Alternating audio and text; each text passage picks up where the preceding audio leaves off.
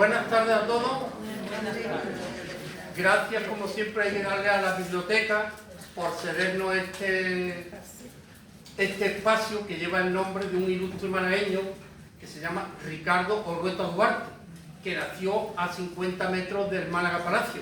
Fue un ilustre de verdad malagueño, que bueno, que han tenido el detalle pues de cederle o darle el nombre a esta sala. Y no le han dado el nombre de algún extranjero por ahí, teniendo tantos ilustres malagueños como tenemos aquí. Gracias, pues eso, a la biblioteca y a Tonia, que no ha podido venir esta tarde, a la directora, para hablarnos siempre, como nos dice, y nos dice siempre lo de quitarle el volumen para que no interrumpir luego al conferenciante.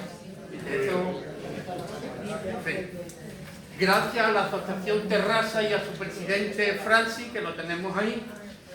Y gracias sobre todo, como yo digo siempre, a Tertulias Terrassa, porque sois ustedes los responsables, digamos así, de que se hagan estas cosas. Porque si ustedes no vinierais y no participarais, pues no tendría razón de ser pues, el tema este de tertulia. Hoy tenemos a un compañero que nos va a hablar del Titanic. Y digo compañero porque él está en Terrassa y es el administrador de Caminantes, que es un grupo precioso. Yo he estado con él haciendo alguna caminata, ahora ya no porque ya estoy, que no puedo con mi cuerpo, pero sí he hecho alguna caminata con él. Y de arte y cultura, que os lleva a sitios preciosos sobre el tema del arte y cultura. Y este señor se llama, como algunos sabrán, don Rafael Navarro. Don Rafael Navarro, nacido en Lima, Perú. A los 5 años se vino a España con su familia y se vino en barco. Probablemente por eso le viene no sé, ese deseo del barco y todo eso. Se vino en barco desde Lima hasta Barcelona. De ahí su conexión, como he dicho antes, de estar, pues... La primera conexión. La primera conexión, pues, fue eso. Desde los 12 años hasta los 50 y algo, porque tiene ahora... Ojalá. Es modelista. Bueno, tú me has dicho que tiene 50. No, que lleva 50 años haciendo maquetas. Ah, bueno. Desde los 12 hasta los 50, más o menos. No. Bueno, Encadearlo ahí, ahora es que se presente, pero yo tengo lo que me han mandado. Es modelista, realizando maquetas de barcos y aviones principalmente. Yo he visto algunos aviones muy bonitos, he estado bicheando. Y todo esto que estáis viendo es una maqueta que yo hice del Titanic, que mide 1,40 m de largo. Ha participado en numerosos concursos en toda la geografía nacional, tanto como participante como jurado, de barcos y aviones. Actualmente una maqueta suya, la que él ha dicho, del Titanic, que mide 1,40 metros, se encuentra en una exposición inmersiva en Madrid. Esa exposición tiene previsto seguir su periplo próximamente Londres y luego después a Berlín. Así que la maqueta probablemente va a ser más kilómetros de los que hizo el Titanic, que se hundió antes. El barco que ha hecho él no se va a hundir porque es de los buenos. Antiguamente sabe Dios cómo lo haría. Bueno, también es licenciado en Historia, por lo que estamos ante todo un doctor en Historia, por la Universidad de Málaga, especializándose en temas del siglo XX. Y sin más, le dejo con don Rafael Navarro.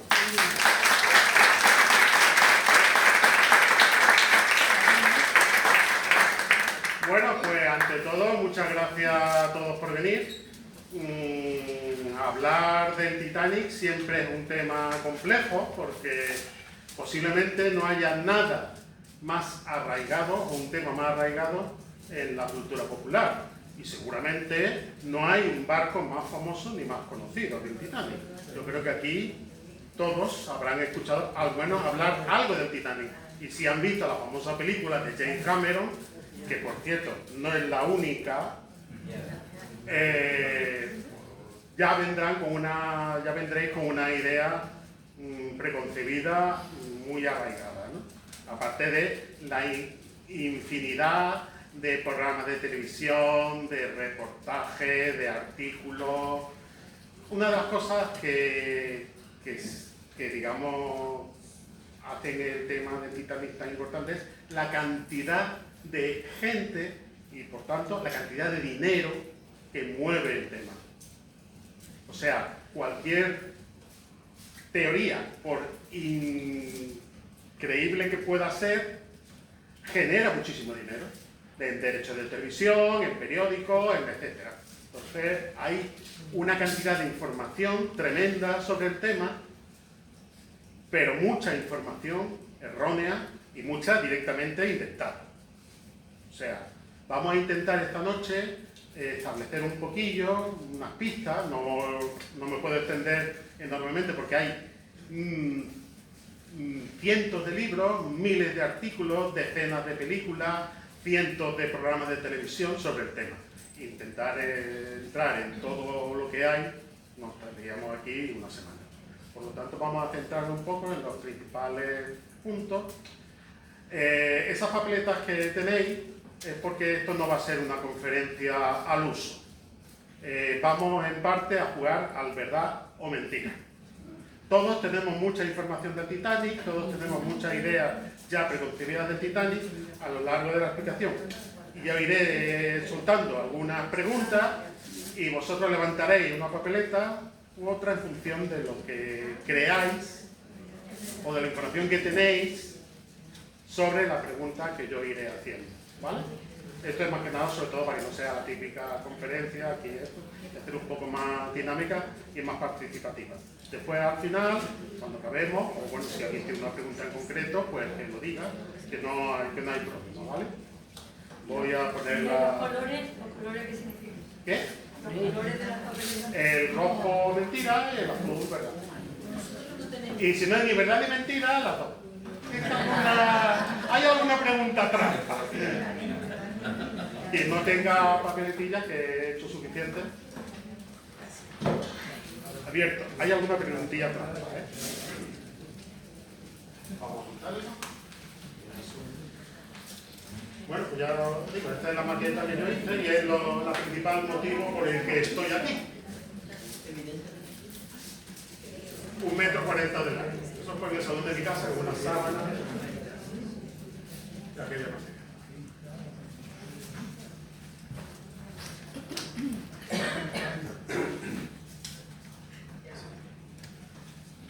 Bueno, pues yo he llamado a esta charla Titanic, mitos, verdades y mentiras. En torno a la historia del Titanic, a la figura del Titanic, ya que hay cantidad de mitos, pero también hay muchas verdades, media verdades, mentiras, en fin. Para hacerle un poco situación, vamos a empezar por un cierto pequeño contexto histórico en el que se desarrolla la historia del Titanic. Desde el siglo XIX y del siglo XX hay una corriente de emigración desde Europa hacia América que se calcula que en este periodo aproximadamente unos 60 millones de europeos emigraron a América, sobre todo a los Estados Unidos de América. En la época de los colonos, en la época de la expansión de los Estados Unidos hacia el oeste, del oro en California, todo eso, digamos, todas esas noticias se extendieron por Europa y poco menos que para todos los que en Europa medio vivían en la pobreza o eran emprendedores o eran gente que tenían inquietudes de negocio, ¿no? Vieron que América era la tierra próspera. Entonces la emigración a América se produjo desde todos los países de Europa, desde España, de toda Europa, pero sobre todo desde Centro Europa. Todos los países tenían compañías navieras que hacían viajes regulares de ida y vuelta a Europa, llevando pasajeros, llevando migrantes y también llevando millonarios. Entre los millonarios norteamericanos se puso de moda el venir a Europa de turismo. Y el venir a Europa del turismo significaba venir 1 año o 2 años visitando Europa, a todo lado. Entonces, por eso, los barcos no solamente llevaban pasajeros emigrantes, sino también, que sería la tercera clase, una segunda clase para ya una gente un poco más o menos pudienta, y una primera clase que se era para millonarios, directamente. No millonarios. De De hecho, en el Titanic murieron varios de los más ricos del mundo. Y concretamente uno de ellos, J.J. Astor, que se consideraba el segundo hombre más rico del mundo. Y murió en el Titanic. Bueno, pues en este contexto de emigración hacia América, todos los países tenían sus navieros, pero el país que más gente movía era Inglaterra. Y dentro de Inglaterra había dos compañías, concretamente la Cunard y la White Star, que competían directamente entre sí por ver quién de las dos se llevaba el gato al agua. Y con una competencia feroz. O sea, si tú sacas una cosa, yo lo voy a sacar más grande y mejor. Si tú sacas mi cosa, yo voy a hacerlo más grande y más lujoso.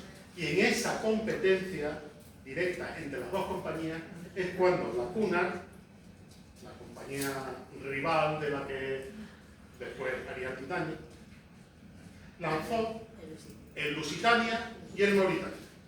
En ese momento, en 1906, eran los barcos más grandes, más rápidos y más lujosos del mundo. Quedaros con estos nombres porque van a salir a lo largo de toda la noche, van a aparecer varios. Veréis que eran barcos majestuosos, es decir, cierta similitud con el Titanic, eran muy rápidos. Sobre todo la principal ventaja es que eran muy rápidos. Podían llegar a alcanzar 28 nudos de velocidad, lo cual para un barco de ese tamaño era una barbaridad. Entonces, en este ambiente, la Cunard ha sacado sus grandes barcos y claro, la White Star no iba a ser menos. Entonces, en una fiesta, en la casa del presidente del astillero de Harald and Wolff, que están en Belfast, que siguen estando, que en este momento y ahora siguen siendo considerados uno de los mejores del mundo. Entonces, este astillero generalmente le hacían los barcos a la White Star. Entonces, una noche, en una fiesta en casa del dueño de los astilleros, que es donde está ahora la embajada española en Londres, en la misma casa, pues invitaba a Bruce Smythe, que era el presidente de la White Star. Y ahí, en fin, una cosa de su vida virtual, de impresión inglesa, el presidente del astillero le propone al presidente de la Cunard: vamos a hacer unos barcos más grandes que los que al presidente de la White Star, vamos a hacer unos barcos más grandes que los de la Cunard. O sea, no nos van a poner esta gente el pie en el cuello, ¿no? Y ahí entonces deciden que van a sacar no 2, 3. Y no solamente esto, sino más grande, más lujoso, más seguro y con más pasajes. Y de ahí, de esa noche, de esa fiesta, es de donde nace la clase Olympic. La clase Olympic, que eran los 3 barcos que le va a construir la Harald and Wolff a la White Star, eran el Olympic, el primero de la clase, el Titanic, y en principio se iba a llamar Gigantic. Titanic, o sea, Olympic, Titanic y Gigantic son 3 razas de la mitología griega: los dioses del Olimpo, los titanes y los gigantes. Después del hundimiento del Titanic, al Gigantic, por una cuestión de patriotismo, en fin, lo rebautizaron como Britannic. Por eso a hoy se le conoce como esos 3 nombres, pero en realidad el tercero se iba a llamar Gigantic. Estos 3 barcos, pues cuando se diseñan, se convierten en los barcos más grandes del mundo. Sin embargo, en comparación con los de Lusitania y Mauritania, aquí los directivos de la White Star le dijeron a los del astillero que ellos no querían riesgo tecnológico, porque de hecho en Lusitania y Mauritania habían hecho una serie de avances tecnológicos que no estaban muy probados y tenían ciertos problemas. Y entonces aquí dicen, mira, aquí no vamos a gastar un dineral, van a ser los barcos más caros del mundo y no queremos jugárnosla. Por lo tanto, el diseño de estos tres barcos fue muy convencional. No se hicieron experimentos, no se hicieron innovaciones tecnológicas. Básicamente fue el diseño de barcos más pequeños, muy probados, hacerlos más grandes. Mantienen lo que es la guía del casco, la proporción del timón, etcétera, etcétera. Veréis que el último, el Britannic, está pintado de una manera muy distinta, porque ya este se terminó cuando ya había empezado la Primera Guerra Mundial. Entonces no llegó a participar en la línea de América, sino que se usó como barco hospital y barco de transporte de soldados. Por eso viene en esa decoración. Y se lo hundieron un submarino alemán en la Segunda Guerra Mundial. Una mina, fue lo que lo hundieron. Bueno, pues esos son los tres barcos. Entonces el Titanic, contrariamente a lo que alguno pensaría, no es el primero de su clase. Tenían dos años. Y entonces el segundo que se construyó. De hecho, ya hemos comentado que se construyó de una forma muy convencional. Entonces, básicamente, la estructura eran chapas de acero,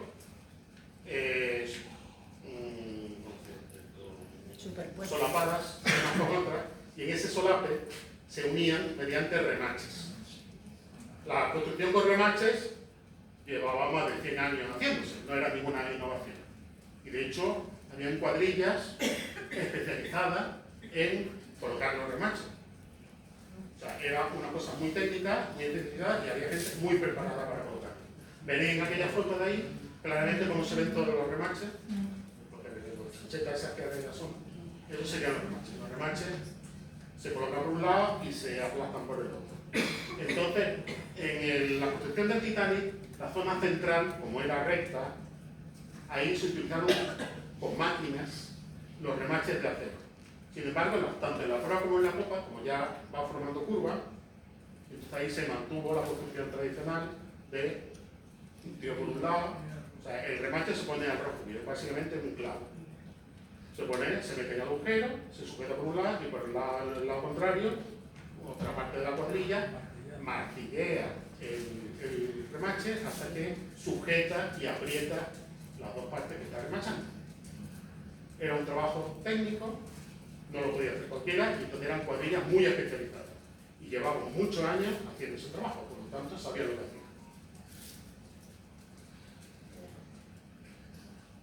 El Titanic tenía tres hélices. La hélice del centro solo giraba en un sentido, mientras que la hélice de este lado y la del otro, que no se ve mucho, sí podían girar en otro sentido, se podían dar marcha atrás. Pero el centro del centro, eso era también otra cosa que venía de diseños anteriores. Y eran motores muy probados, motores muy... El timón es también un timón de construcción muy tradicional. Aquí no lo parece, pero si os fijáis, mirad abajo de la hélice el tamaño de una persona.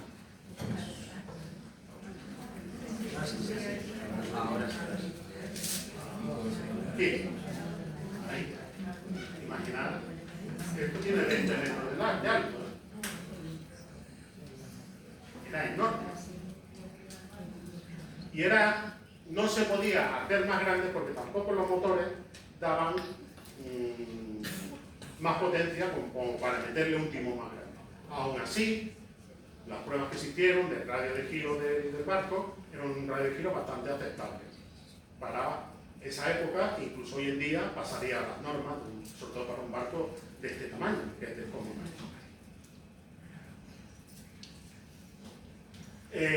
como habré escuchado en las películas, pues el Titanic estaba dividido en mamparos estancos. Los mamparos estancos son esas líneas rojas. Estas líneas rojas que aparecen aquí, ¿lo veis? Entonces son los mamparos estancos, que estaban separados entre sí por puertas, que esta era una de las cosas modernas que tenía el Titanic, que se podían cerrar de forma automática desde el puente. Dándole simplemente un interruptor, se cerraban todas las... sonaba una alarma, ¿no? Y se cerraban todas las puertas. E incluso había un sistema secundario que cada una de las puertas tenía una boya conectada a un interruptor que si entraba agua, llegaba hasta la boya, cerraba la puerta. Entonces, en ese sentido, siempre los artilleros, siempre en lo que es el diseño de la construcción, se buscó la seguridad del barco, por encima a veces incluso de la comunidad, porque para pasar, por ejemplo, de una sección a otra, había que subir todo el mamparo, cruzar y bajar por el otro lado, porque a veces no había conexión entre una zona y otra, porque no todos los pasillos, digamos, tenían mamparos de esos estancos. ¿Qué es lo que pasa? Hay que buscar un equilibrio entre lo que es la comodidad, lo que es lo práctico y lo seguro. Y por eso, por el hecho de tener que pasar de un lado a otro, subiendo y bajando, los mamparos no llegan hasta la comunidad. ¿Lo veis? Que los mamparos se quedan, todos los mamparos se quedan a una distancia de la comunidad. Y ese fue lo que condenó. El diseño del barco, los cálculos, los ingenieros diseñaron el barco para que resistiera inundación en 4 de estos compartimentos consecutivos y hasta en 7 si no eran consecutivos. Gran problema que cuando chocó con el interés no se formó un grieta en 4, sino en 6 consecutivos. Entonces, desde el primer momento, luego lo veremos.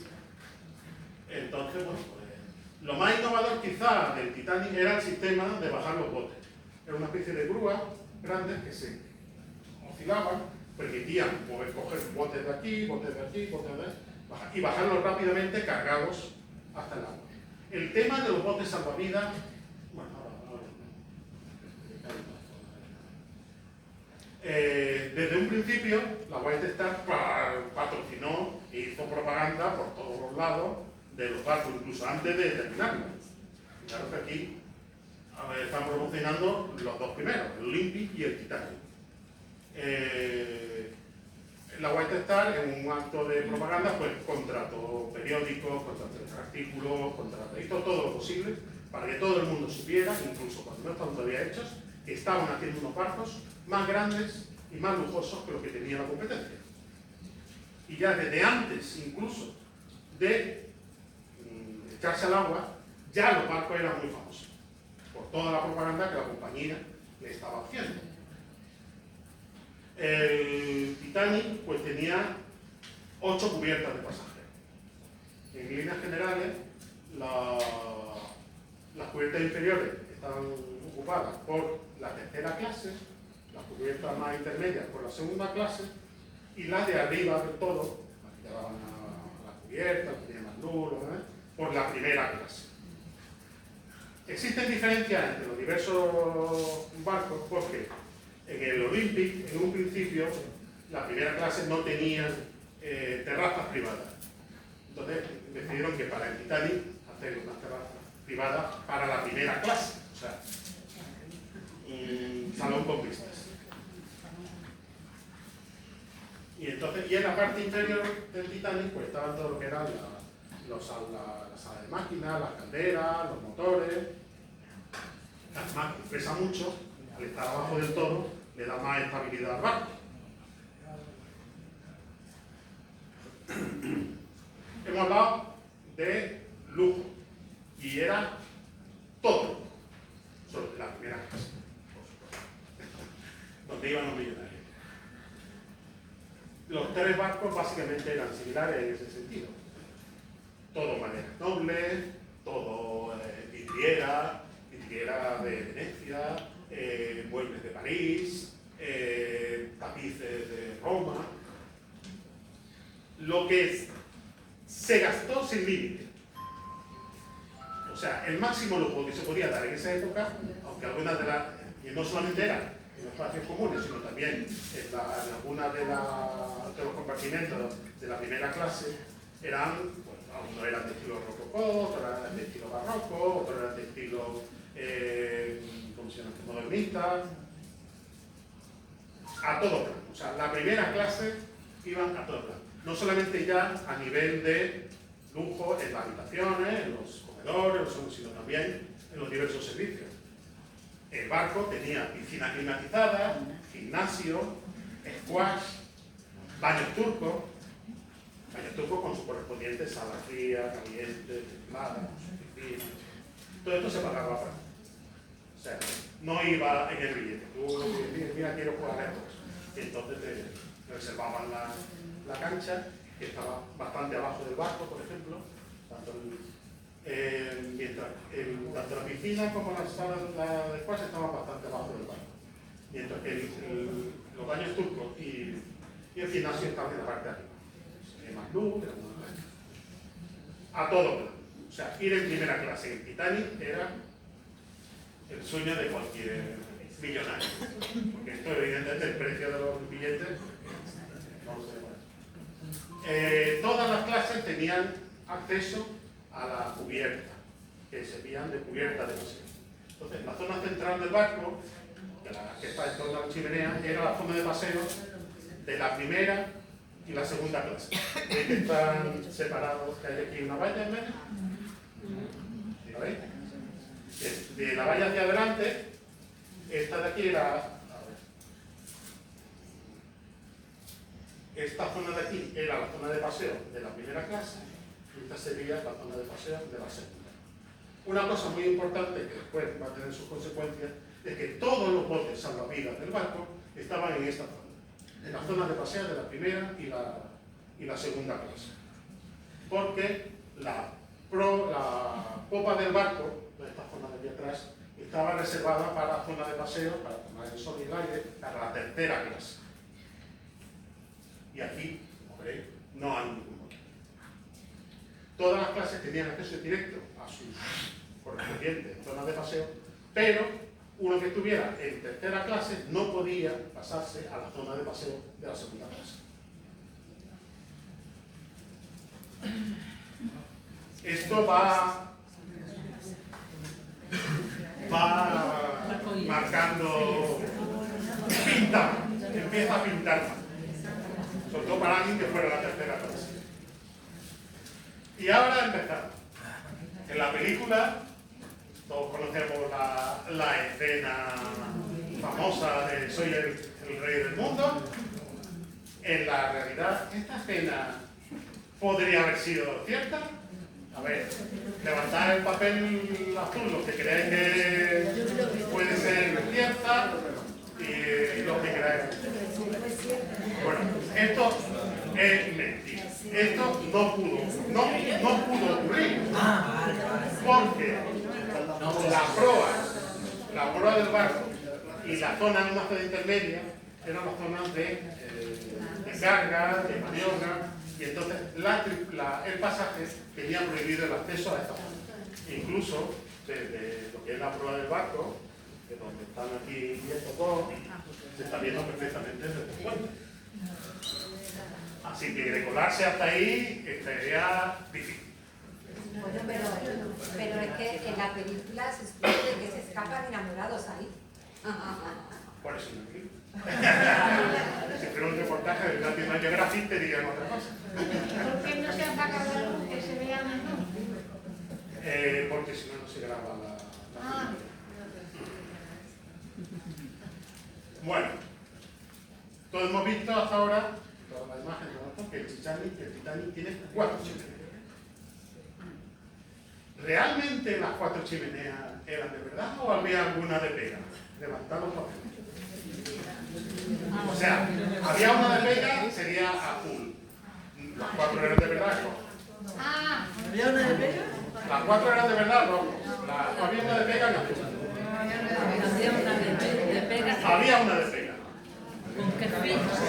Vale, muy sencillo. Habéis visto antes el Lusitania en Mauritania, que tenían 4 chimeneas. A la hora de presentar el primer diseño del barco, la compañía, los astilleros, lo presentaron con 3 chimeneas. Y el presidente de la White Star dijo, de eso nada. Si los de la cuna tienen 4 chimeneas, nosotros no podemos tener. No podemos tener menos chimeneas que los barcos de Arce. Entonces, esta cuarta chimenea es de piedra. Si os fijáis, estas 3 chimeneas están conectadas a las calderas que están de aquí abajo. Mientras que esta cuarta chimenea, esto es un motor, no es una caldera. Por aquí no sale humo. En realidad lo que se usaba era para ventilación de lo que es la sala de máquinas y de las cocinas de la primera clase que estaban también puestas en la chimenea. Pero qué tramposo, ¿no? Eso es todo el mundo. Era una cuestión de prestigio y de imagen. Aquí hay toda una operación de imagen, aparte de lo que en sí mismo, de competencia terrible entre las dos compañías. Y por eso, si aquellos tenían 4 chimeneas, nosotros no podemos. No podemos hacer menos. No tiene que ser más. Como poco, más. O como poco, igual. Así que, primer detalle, a lo mejor que no sabía que así que cuando encontréis una imagen o humo saliendo de las 4 chimeneas, ¿Y cuál era? ¿La primera o la última? la que está más probada. De aquí no podría salir. No podía salir. No. Así que eso, mentira. Esta imagen, por eso cuento, porque todas las fotos que se vean del barco, las que se vean con humo, veréis que nunca hay humo de la última.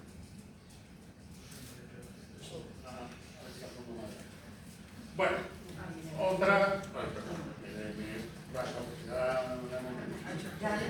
Se construyeron estos barcos con malos materiales para ahorrar.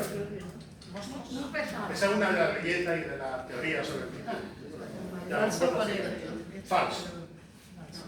Los astilleros eran de los mejores del mundo y evidentemente no podían arriesgarse su prestigio en emplear malos materiales. Y además, porque en la compañía le dijeron claramente lo mejor. Nosotros tenemos que ser lo mejor. Nuestro barco tiene que ser los mejores del mundo. En lujo, en seguridad. No primaron la velocidad. La velocidad no le importaba tanto como el lujo y como la seguridad. La operación de propaganda implicaba que nuestro barco era más seguro que ninguno. Entonces, costó aproximadamente 7 millones de dólares de la época, que al cambio actual serían 150 millones de dólares. Cada uno. O sea, una pasta. Se tardaron 3 años en construir cada uno, emplearon 3.000 trabajadores y en su momento era lo más grande. Cuando se construyeron era lo más grande. Cuando alguien tiene alguna pregunta, que lo levante la mano. Yo que sí, que yo, pues, que bueno, en los documentales y lo que hay en YouTube, y que no dice nada de esto. Es más, uno que habla pues sobre la tecnología, hablaba de que y los materiales estarían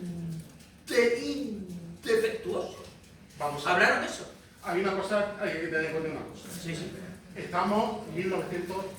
Sí, en el... bueno, claro. El acero se hacía de una determinada manera. Entonces, el acero que se hacía en esa época tenía una gran cantidad de azufre. Sí. Que a los estándares actuales, pues no sería un acero válido para esta construcción. Pero era el mejor acero, el mejor tipo de acero que se podía fabricar en ese momento. Claro. Eso es lo que muchas veces, esos tipos de reportajes, pues te nada, es que este acero, que no es de acero. Claro, pues de ahora, pero de hace 115 años. Entonces, se construyó con lo mejor disponible en la época.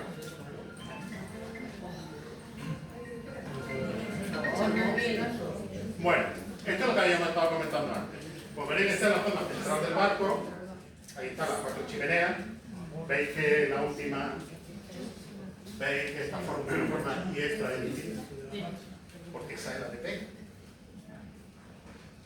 Entonces todos los botes están alrededor de las zonas de paseo de la primera y la segunda clase, en la zona central del barco. Había unos botes más elevados, que eran estos dos, y ven que fueron los últimos en salir del barco. No es que se echaran el agua, es que el agua llegó hasta ahí. Y salieron flotando. Y después los demás botes distribuidos. En un principio, el que diseñó los botes y el sistema de arriado había previsto más botes. Porque en realidad tenía más capacidad de pasajeros el barco que la capacidad de los botes. Pero el problema está que la normativa estaba obsoleta. Entonces la normativa inglesa para la navegación decía que los barcos de más de 10.000 toneladas tenían que llevar 16 botes. 16 botes. El Titanic llevaba 20. Evidentemente pesaba más de 10.000 toneladas. Y aún así no tenías, excedía la norma, tenía más botes de los que estaba obligado a llevar, pero pues no eran suficientes para todos los tripulantes. Y otra cosa peor, no se hicieron simulacros de evacuación, ni siquiera los oficiales habían hecho simulacros de cómo bajar los botes al agua. Ni sabían claramente cuál era la capacidad de los botes, ni nada. Y entonces lo que ocurrió en los primeros momentos del naufragio es que muchos botes se echaron al mar medio vacío. Sí. Eso fue una vergüenza, vamos. Bueno, lo explicaremos luego un poquito más adelante. Eso es el imprevisto de la... Y es uno de los... Después del hundimiento del Titanic, para el Olympic y para el Titanic, lo que hicieron fue colocar otro bote uno encima de otro y duplicaron la cantidad de los botes. Pero aquí los botes están solo en tres. Es cierto que se publicó el barco como insumergible y que ni Dios lo podía hundir. Sí. Los que creáis que es cierto, levantad el papel azul. Los que no, rojo. Bueno, veo que todos creéis que es cierto. Pero Primer mito del Titanic que os voy a tirar por ahí. Vamos a ver. La historia de lo del Titanic ni viene... Después del Titanic hubo una investigación inglesa en la cual, después hablaremos de eso, se recabó todos los testimonios de los supervivientes que pudieron. Una de ellos, la esposa de un tal Albert Carwell, que era pasajera de primera clase, cuando estaba allí viendo que subían las maletas, los mozos, y a un mozo le preguntó si el barco era seguro. Al mozo de carga, que estaba llevando la maleta para meterla en el... Y el mozo le contestó: mire usted si es tan seguro que ni Dios podría hundirlo. Nunca, ni la compañía, ni la constructora dijeron nada de eso, porque eso era una blasfemia. Lo más que llegaron a decir es que habían hecho un barco tan seguro y tan bien construido que sería difícil de hundir. La prensa sensacionalista sí habló del insumergible, de no sé qué. ¿Qué es lo que ocurre? Que muchos grupos religiosos, tipo, sobre todo norteamericanos, de tipo baptista, de las diversas iglesias que tiene Estados Unidos, se agarraron de este testimonio para difundir la leyenda, o poner el Titanic como ejemplo de la vanidad y la futilidad del hombre frente a Dios. Entonces, es un interés religioso el que expande de forma tremenda la leyenda. Pero no. Nunca, ni la compañía, ni el astillero dijeron nada parecido a eso.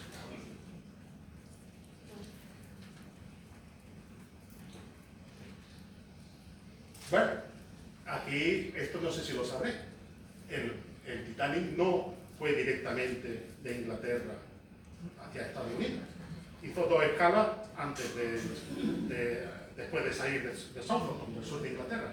Atravesó el canal, paró en Cherburgo, ahí dejó y cogió pasajeros, dejó y cogió correo.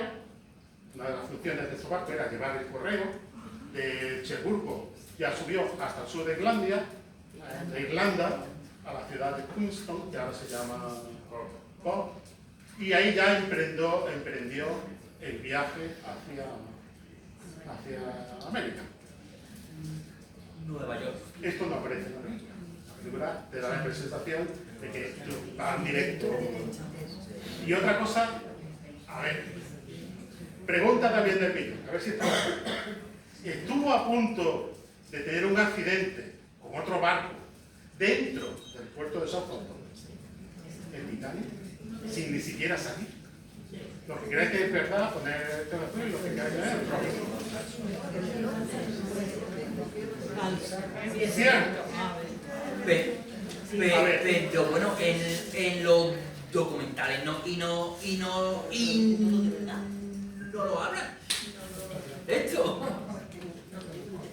A ver, pues el Titanic tenía una cuestión que era un barco tan grande que no era, digamos, no se sabía exactamente qué efectos podía tener, ¿no? El Titanic lo limpio. Desplazaba tal cantidad de agua que formaba unos remolinos alrededor de sí, sobre todo dentro de un puerto con baja profundidad. Entonces, ¿qué pasa? Que cuando el Titanic zarpó y empezó a dirigirse hacia la bocana del puerto, había varios barcos amarrados. Y uno de ellos era el SS New York. Al pasar el Titanic al lado del New York, primero lo que hizo fue levantarlo y después caer en la propia agua que desplazaba el Titanic. Eso hizo que las amarras del New York se rompieran. Y entonces el Titanic, los remolinos que formaba el Titanic empezaron a succionar al New York, hacia el Titanic. Y porque un remolcador se metió por medio y empezó a empujar al New York como pudo, se evitó por centímetros que el New York chocara con el Titanic sin ni siquiera salir del puerto. O sea, mal augurio para el viaje. De hecho, estas fotos son de ese momento. Estas fotos son de, sobre todo los dos últimos son de pasajeros que desembarcaron en Cherburgo. Y por eso existen las fotos. Porque no hicieron. Aquí veis el Titanic pasando al lado de New York, y como en New York se separa del otro barco con el que estaba amarrado y empieza a girar hacia el Titanic. Aquí esta foto está tomada desde el Titanic y aquí se ve el barco contra el que estaba amarrado. Este es el New York que se ha girado y está a punto de chocar con el Titanic. Y aquí está el remolcador que se ha metido por medio intentando evitar que chocaran los barcos.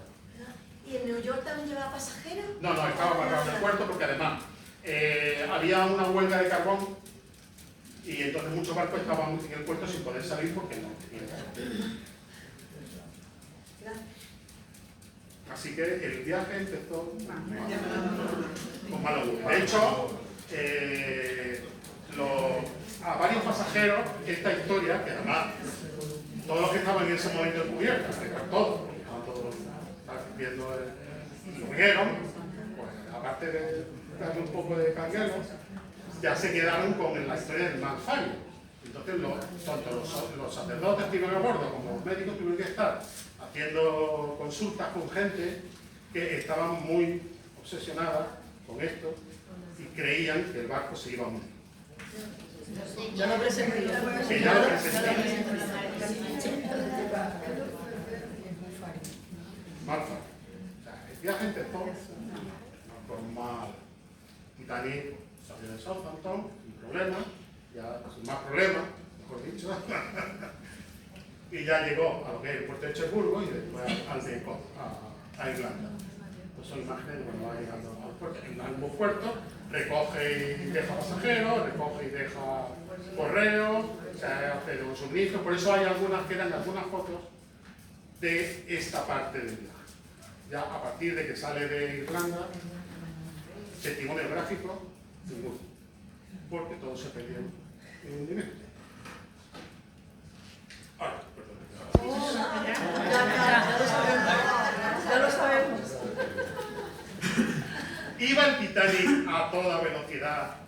intentar batir el récord de travesía del Atlántico, cosa que aparece mucho reportaje en muchos sitios. Tiene que sacar la rueda, Vamos. Existía una distinción teórica que se le daba al barco, había mucha competencia, mucha alrededor de todos los viajes de América, que se llamaba la Blue Ribbon. La Blue Ribbon significa etiqueta azul. Pero es símbolo. No era realmente físico, ¿no?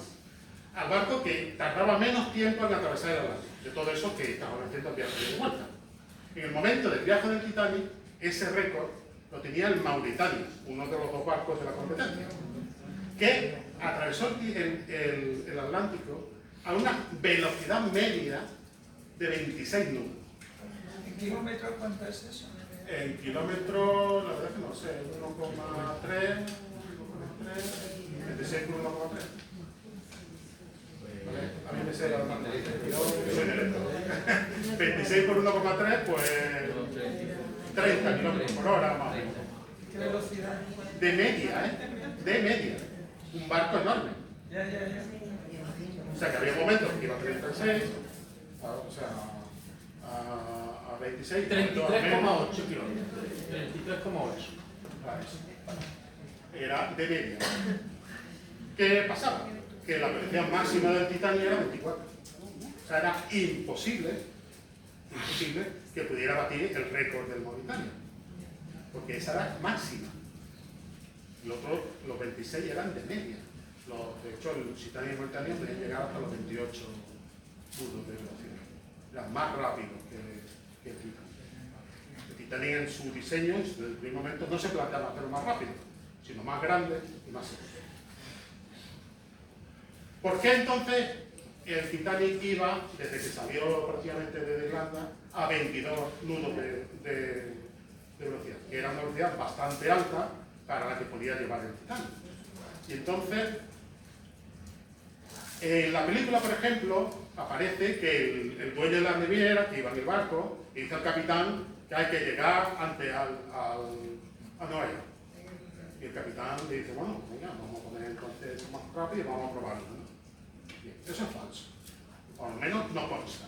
No hay ningún testimonio que diga que el presidente de la compañía le dijo al capitán que fuera más rápido. Es más, en el trayecto el Titanic ni siquiera llegó a encender todas sus calderas. No hizo ninguna prueba. Tenía previsto hacerla después, más adelante, llegando casi a Nueva York. Pero no hicieron, nunca intentaron poner el barco a su máxima velocidad. ¿Por qué iban a 22 grados? Pues porque salieron con retraso. O sea, todo el tema del casi accidente en Southampton, la parada en Cherburgo, la parada en Cork, le hizo llevar retraso al Titanic. Entonces, era muy importante, dentro de toda esa maniobra propagandística, llegar a tiempo. Llegar a tiempo. La idea, por muchos sitios la ley, de que querían llegar antes, es absolutamente falsa, porque sería un grave problema para el pasaje. Si yo llego un día antes, ¿dónde me duermo? Si me lo tengo para mañana. ¿Qué hago si mi transporte, si yo tengo ahora un enlace con un tren que me lleva no sé dónde, que sale mañana? Y si llego tarde, ¿qué hago si mi tren salió ayer? Entonces, la obsesión del capitán, sin ninguna injerencia directa del dueño, era la puntualidad. Tenía que recuperar el tiempo que habían perdido. O sea, que es mentira, intentaron batir ningún récord y no consta, no hay ninguna, como aparece en la película, que el dueño de la compañía le dijera al capitán que había que batir ningún récord. Es imposible, era imposible, no podía. Directamente. Y además lo sabían, que no podía.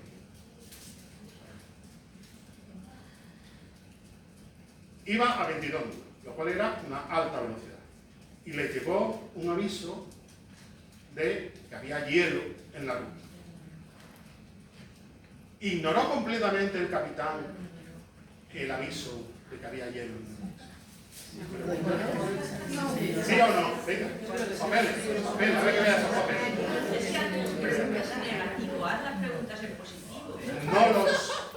Bueno, es falso. falso que el capitán ignorara completamente los avisos de ellos. En primer lugar, cambiaron la ruta del Titanic, hicieron una ruta más baja para alejarse más del norte y alejarse más de la posibilidad de encontrarse hielo. Punto 2. No descendió la velocidad, eso es cierto, que habría sido lo más prudente. Era una velocidad muy alta.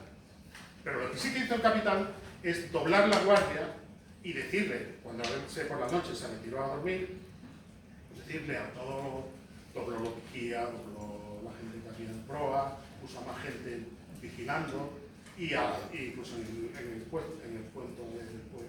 puente de guardia, y a los oficiales el oficial que se quedó al mando le dijo expresamente: tened mucha vigilancia porque hay aviso de hielo. O sea que ellos sabían que había posibilidad, pero por la cuestión de mantener la puntualidad, el capitán no dio orden de reducir la velocidad del barco. Y esa velocidad fue lo que lo condenó. El iceberg se vio aproximadamente a unos 500 metros antes de chocar. Existe por ahí la idea de que no habían prismáticos en el Titanic. Eso lo habré leído por más de una vez, por más de un sitio. Porque había pasado que en Puerto se había cambiado un oficial, el oficial que se fue era el que tenía las llaves del armario donde estaban guardados los prismáticos.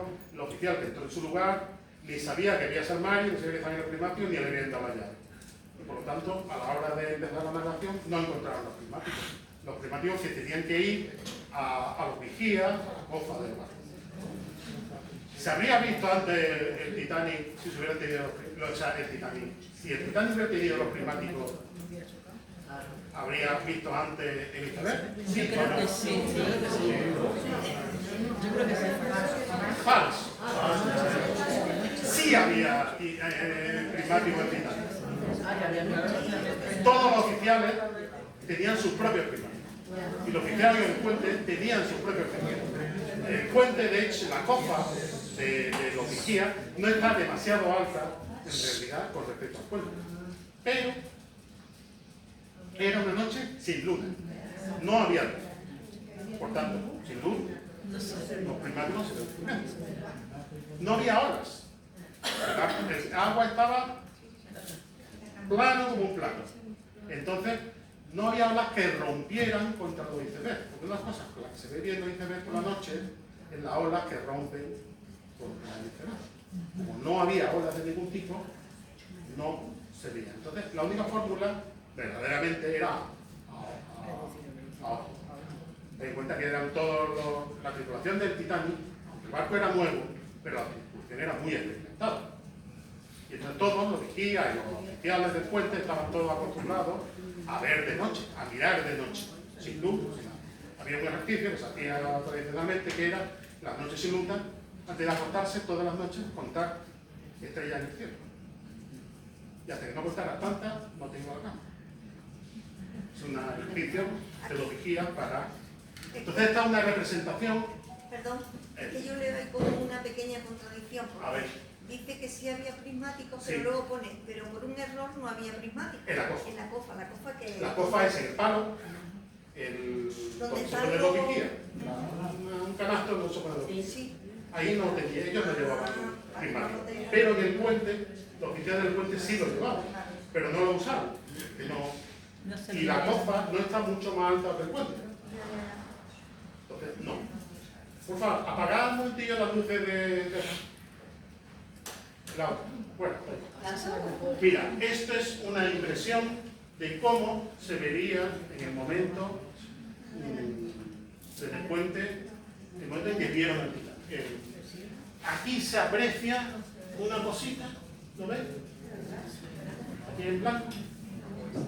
Eso sería el Titanic.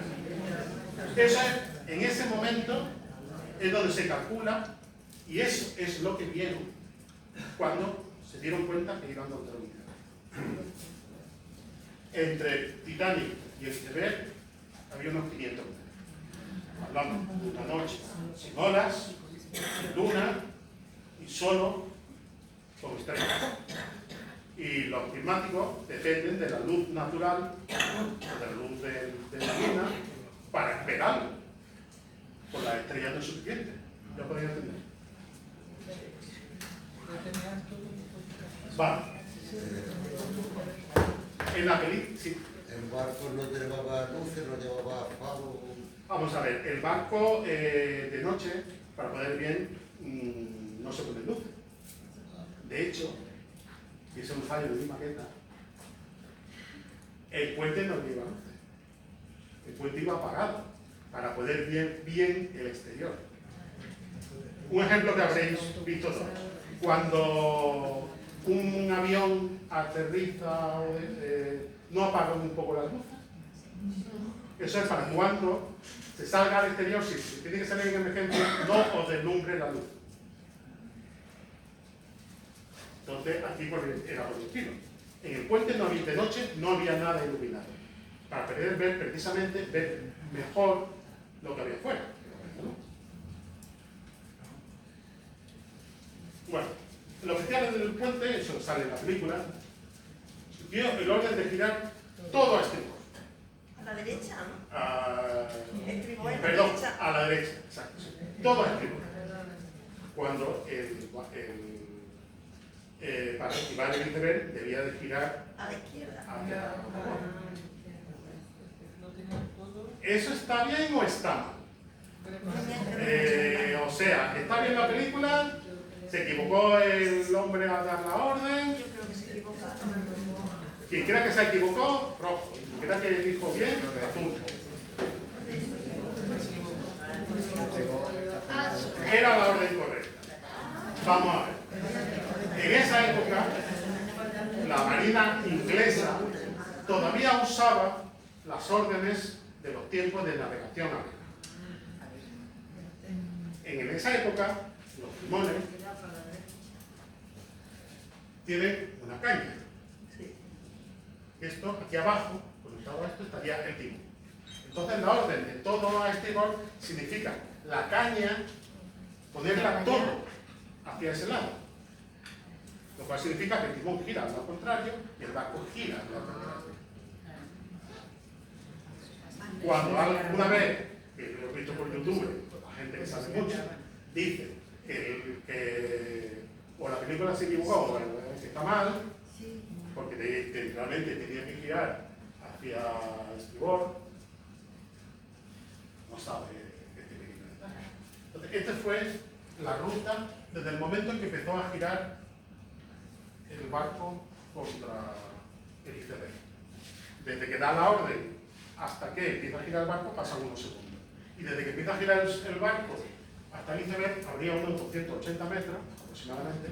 Se enviaría unos 120, o sea, unos 500, 120, 220 metros. Tardó en empezar a girar el barco. Unos segundos. Y no hubo más que 26 segundos entre que el barco empezó a girar y rozó el porque no chocó. Perdón, yo sigo sin entender. El estribor es la parte derecha del barco, ¿no? Sí. Babor la parte izquierda. Sí. Cuando hay, porque en la película se oye todo a estribor. Toda la caña, es como si Todo fuera estribor. la caña. Sí.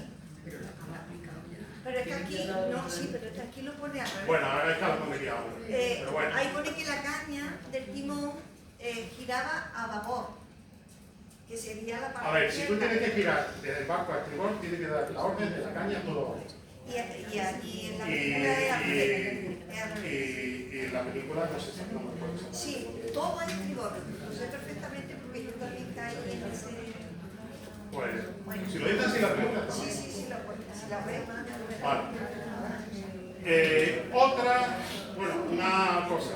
Si hubiera ido más despacio en vez de a 22 nudos, ¿habría podido evitar el iceberg? No, como he dicho, pero Si hubiera ido más menos despacio, velocidad. Sí, yo creo que sí. ¿habría podido evitar el iceberg? Sí. Sí.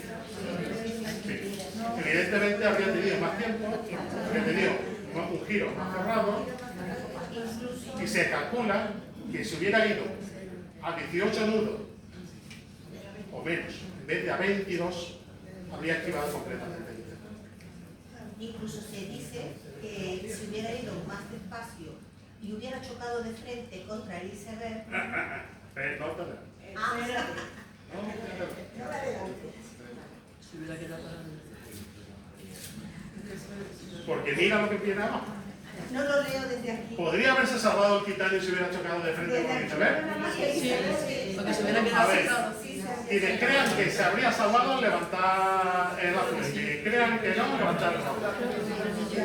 Ah, bueno, es que Vamos a ver, apuntáis esto siempre. entra dentro de lo que son las especulaciones y las elucubraciones, porque realmente no chocó. Pero lo cierto es que no, probablemente no. Vamos a ver.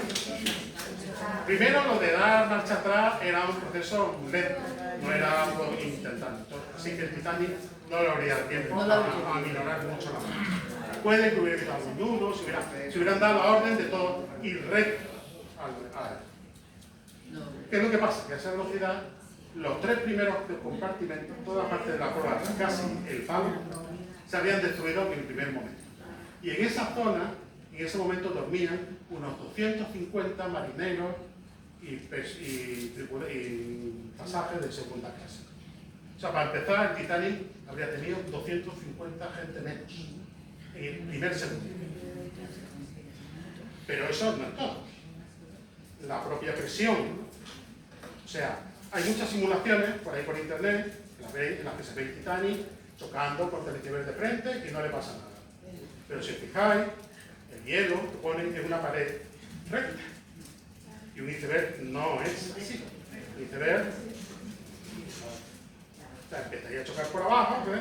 Se montaría a lo mejor incluso encima del iceberg con la película de esto, habría tensionado el barco, habría flexionado, no solamente se habría destruido la proa, sino que habría flexionado la estructura hacia atrás, se habrían abierto aperturas en el casco por detrás y muy probablemente se habría hundido antes. Porque el Titanic tardó 2 horas en hundirse. 2 horas. De haber chocado de frente, probablemente de una hora. El Olympic, el Titanic, en la Segunda Guerra Mundial, lo hundió un torpedo, una mina. Chocó contra una mina. Y se hundió en 10 minutos. 10 minutos. ¿Pero quién? El Britannic, el tercero el gemelo del Titanic. Se hundió en 10 minutos. Y se salvó más. No, se salvó más gente que en el Titanic. Y iba yendo el barco porque iba llevando soldados a Grecia. A Grecia no, a los Dardanelos, era la campaña de los Dardanelos. Y entonces por la altura de Grecia chocó contra una mina y se hundió en 10 minutos. Y aún así, mientras que en el Titanic se salvaron 700, en el hundimiento del Olympic se salvaron más de 1000. En mucho menos tiempo. ¿Qué lo pasa? Lo habían murido después. Había más botes, había más entrenamiento, estaban más preparados para esa situación. Pues ya te digo, 10 minutos. Y el agua estaría más caliente, ¿no? Era el Mediterráneo. No era la isla griega, incluso estaría bastante más caliente. Se calcula que aquí el agua estaría a -1, -2 grados.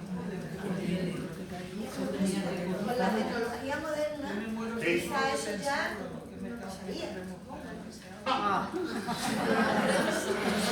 Espera, Yo me quiero tranquilizar. tranquila. Eso es que hablamos Porque de mejor, ¿no? creéis, no sé si es la velocidad, es más grande. Pero bueno, ya veremos si el Titanic es o no el hundimiento con más náufragos. ¿Con más qué? Con más náufragos, con más muertos. Ah, Y posiblemente yo creo que no se puede. Oye, manda. Bueno, pues esta es la imagen, la idea que la gente tiene de lo que sería chocar directamente con en mi opinión y en la de muchos expertos, se habría hundido incluso antes. Y además, desde el primer momento, nada más en los primeros segundos, como poco, ya habría tenido 250 muertos. Porque era toda la gente que estaba durmiendo en la proa. Pero no se hubieran cerrado aquellos compartimentos. Da igual, se había aplastado toda la proa. Se habría aplastado todo. Tú imagínate un coche cuando se choca de frente con algo. El daño no se limita al motor. El daño está por detrás, porque la inercia empuja a todo el coche. Y entonces por la parte de atrás incluso se ve el coche doblado, retorcido. Eso pasaría también aquí. No el daño no se limitaría solo a la proa, el daño se extendería hacia atrás. Entonces, solamente con el choque, los 3 primeros compartimentos, como mínimo, ya se habrían destruido. Y no sabemos lo que podría haber pasado a los compartimentos siguientes. Y además se habría destruido con una vía de agua enorme.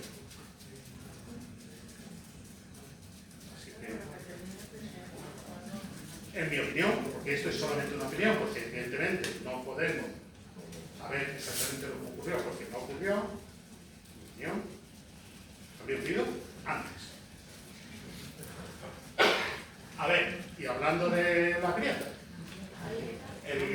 el Titanic afectó el choque contra el iceberg a los 6 primeros compartimentos del barco, desde la proa hacia atrás.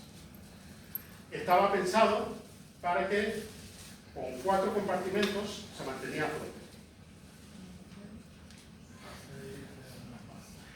En 1912, bueno, sin embargo, esta es la idea, la imagen que todos tenemos de cómo fue la grieta del Titanic. Ahora bien, y la pregunta es cierto que en total la vía de agua no tuvo más allá de 1,5 metros de ancho por 1 metro de alto? Que la grieta, esa que estamos, esa es la idea que tenemos, ¿no? ¿Es cierto o no que por donde entró el agua, en total, no tenía más allá de 1,5 metros de ancho por 1 de alto? ¿Rojo o verde? ¿Mentira o cierto? Cierto. Es más, después del accidente del Titanic hubo una investigación. En la investigación declaró uno de los ingenieros que había diseñado el Titanic, que había estado haciendo pruebas con el Olympic. Y en la investigación, en 1912, el ingeniero ya dijo que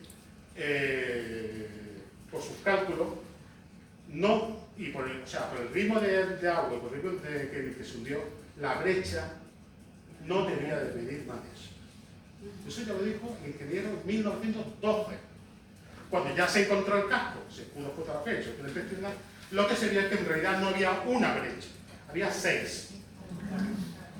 Que afectaban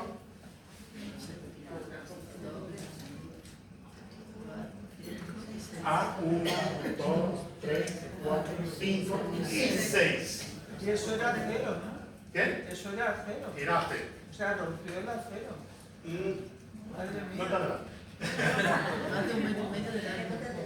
y ninguna de ellas tenía más de 1,5 metros de largo por un par de centímetros de agua. De hecho, los testimonios de la investigación hablaban de que el agua entraba como si fuera una manguera a presión. ¿Las cosas que son las rayitas verdes? Las verdes. Vale. Y ahora la pregunta, porque es otra de las teorías que van circulando por ahí. El frío, el agua fría, según esa teoría, hizo quebradizo el acero del Titanic y por eso el hielo rajó el casco. ¿Eso es verdad o es mentira? El hielo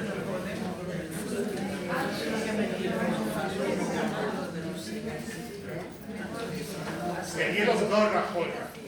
El acero no se partió. Pero el acero El acero se deformó. se deformó, pero... Bien, vamos a ver. Estas son las grietas de las que hemos estado hablando. Aquí lo veis. En realidad, el barco no chocó contra el iceberg, lo rozó. Entonces, la presión del hielo, el agua, en los remaches, ¿no? Que hemos hablado antes de que eran planchas de hierro unidas por remaches que en determinadas zonas del barco eran de hierro y otras eran de acero. La presión del hielo sobre las planchas deformó las planchas y lo que se rompió fueron los remaches. Entonces, al deformar las planchas, se creó una apertura entre las planchas y por ahí entró el agua. O sea, el iceberg no rompió el acero del caso, rompió los remaches. Que en esa zona, como hemos visto al principio, mayoritariamente eran de hierro. No eran de hierro. Eso depende de la presión que hace saltar los tornillos. Porque no hubo un choque, fue una presión, fue rozó. O sea, medio metro más y algo se había librado. Y no fue una... Y todo esto se confirmó cuando se encontró el barco. Y ahí se puede decir, pues mira, el tío, hace 70 y tantos años, el ingeniero tenía razón. Estos no miden más de 1,5 metros cuadrados, porque eran pequeñas grietas. Eso sí, afectaba a los 6 primeros compartimentos. La orden de abandonar el barco se dio 40 minutos después del choque. 40 minutos después. Se dio 40 minutos después. En ese momento, el capitán y los fieles, ¿sabían ya que el barco estaba condenado? ¿Sí o no? Yo creo No.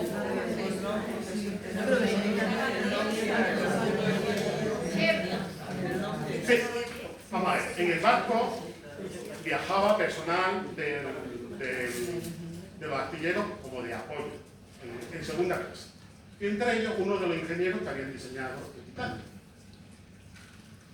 Entonces el capitán lo primero que hizo cuando fue llamar al ingeniero y revisar y visitar con el ingeniero la zona que había, por la que estaba entrando agua y ver qué era lo que podía pasar. Entonces el ingeniero hizo unos cálculos y dijo, en 2 horas se hunde el barco. 2 horas tenemos para evacuar el barco. Y no había calculadores electrónicos. No, tío. Lápiz, papel y prácticamente lo clavó. Tuvieron desde el choque 2 horas para hundirse, para evacuar el barco.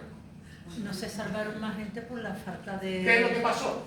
Pues básicamente lo que pasó fue esto. Hemos hablado que el agua, la grieta afectaron a los 6 primeros compartimentos. Hemos dicho también que los compartimentos no llegaban hasta la cubierta. Entonces empezaron a llenarse los compartimentos delanteros, lo cual hizo que fuera pesando cada vez más de frente, y hasta que al final se llenaba y el agua iba pasando de un compartimento. A medida que se iba inclinando, conforme el agua llegaba al final del compartimento estando, pasaba por encima al siguiente. Y esto fue lo que hizo que subiera. Y eso fue lo que calculó el ingeniero en ese momento, y con el ritmo de inclinación y el ritmo de agua que entraba, calculó y lo dijo de mano, que en 2 horas subía el barco. Y eran 2 horas que subía el barco. 2 horas 20 minutos, para ser bien. Vamos a ver. Una de las últimas teorías del Titanic, sobre el Titanic, de 2017, o sea, bastante reciente, basando en unas fotos que no estaban publicadas. ¿Puedes parar un momentillo, no? En una de esas fotos, que en ese momento todavía no estaban publicadas, aparecía en 2 fotos esta mancha. ¿La veis? Sí. Vale, ya pueden entender la foto. Ya pueden entenderla. Entonces, este hombre, de forma completamente... dijo de que esa mancha era el reflejo de un incendio dentro del Titanic. Que el Titanic, esta foto, está tomada en Liverpool, antes incluso de salir hacia Inglaterra. Esto es los astilleros, decían que salía ya camino de Inglaterra. Que ese incendio se había empezado en Liverpool, que llevaba un montón de días y que había deformado el casco, que había debilitado los mamparos y de que no habían dado ningún parte ni nada. Y que eso fue lo que causó el incendio del Titanic. ¿Vosotros creéis que esto es cierto? ¿Veis la foto? ¿Veis esta chimeneita, no? ¿Veis esta chimeneita? La misma foto, desde el mismo ángulo, con la misma chimenea. Y aquí no hay ninguna mancha. ¿Qué es lo que se piensa? Que en la otra foto, la mancha que aparece, Es la del... es un reflejo de este potente. El reflejo del agua, esto no refleja, esto se proyecta sobre eso, y entonces hay una zona que está más iluminada por el reflejo del agua y una zona que más. Y de eso, un tío se inventa una teoría y gana una pasta porque hizo programas de televisión, reportajes de no sé qué, artículos de periódicos. Cuando además, si hubiera visto un poquito el plano del Titanic, se habría encontrado con esto. Efectivamente, había un fuego en uno de los depósitos de carbón, antes incluso de que el Titanic zarpara de Southampton. Ese tipo de fuego en el carbón se produce de una forma espontánea. Por presión, el gas que emite el carbón, por presión puede llegar a arder y hacer prender el carbón como si fuera una brasa, porque además es un carbón que está bajo metros de carbón.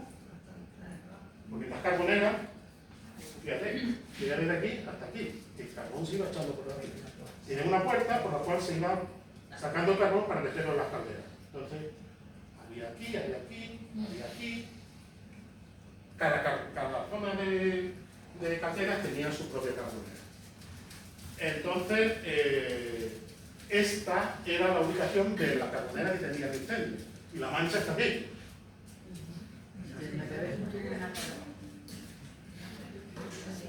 Por eso digo que hay mucha historia de manera y hay mucho dinero en esto. Entonces cualquiera que se invente una teoría, hay tanta avidez de historias sobre el Titanic, aún hoy en día, 100 y pico años después, que cualquier malnacido, porque no se me ocurre la palabra, se inventa una teoría sin la más mínima base y encima se le da una enorme publicidad. Salen los periódicos, las televisiones de todo el mundo, hace reportajes, hace programas, y cuando cualquiera que sepa un poco de eso, ¿qué tiene que estar diciendo? Total. Es cierto que había ese incendio, es cierto que para poder apagarlo tuvieron que vaciar esta carbonera y esta y pasarla a las carboneras del otro lado, del carbón. Y al final ya llegaron a la parte baja, que es donde estaba la brasa, lo regaron un poco y se apagó.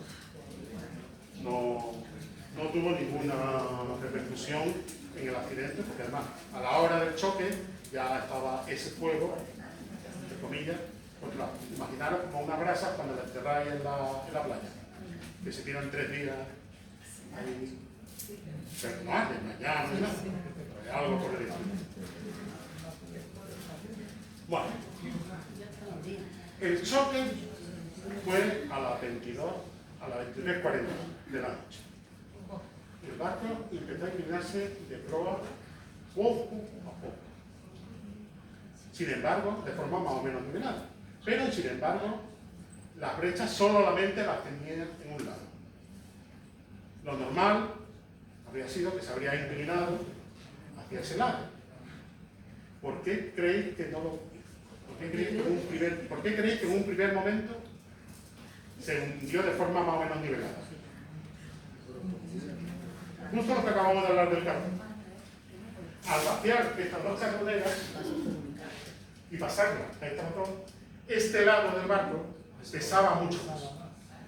Y entonces el agua que entró por este lado se compensó en un primer momento con el peso del carbón que se había movido al otro lado. Y por eso en un principio el barco se hunde de proa y completamente nivelado. Lo cual, en teoría, debía haberse inclinado hacia el lado porque estaba entrando en agua. Porque ese lado pesaba más. Y lo que lo compensó fue precisamente el carbón.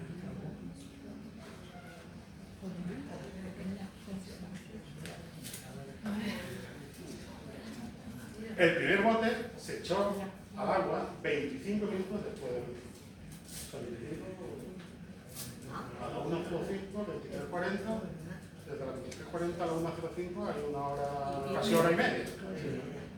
El primer bote se tardó casi hora y media en echarlo, porque cuando los ciudadanos llegaron al bote ni siquiera sabían cómo había que bajarlo o no. Y empezó a buscar a la gente. En ese momento el barco todavía estaba muy poco inclinado. La gente decía, bueno, pero si esto no pasa nada, si aquí no... Porque el roce fue tan insignificante que casi nadie del barco se enteró. Entonces, y tampoco el capitán supo decirle a los oficiales, y mucho menos a los pasajeros, cuál era la situación del barco. En ese momento no sabían la mayor parte de los oficiales que el barco estaba condenado.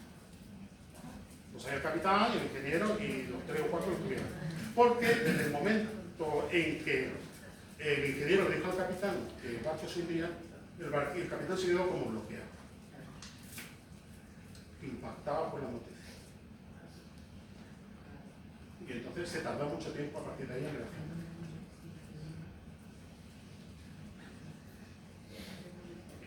Como al principio se empezaban a bajar botes y la gente decía que no se notaba, ¿para qué? Si esto no pasa nada, aquí no se notaba, estamos bajando los botes, ¿no? No se querían. Entonces al principio se bajaron muchos botes medio vacíos. De hecho, de los 20 botes, solo uno se bajó a plena capacidad. En total,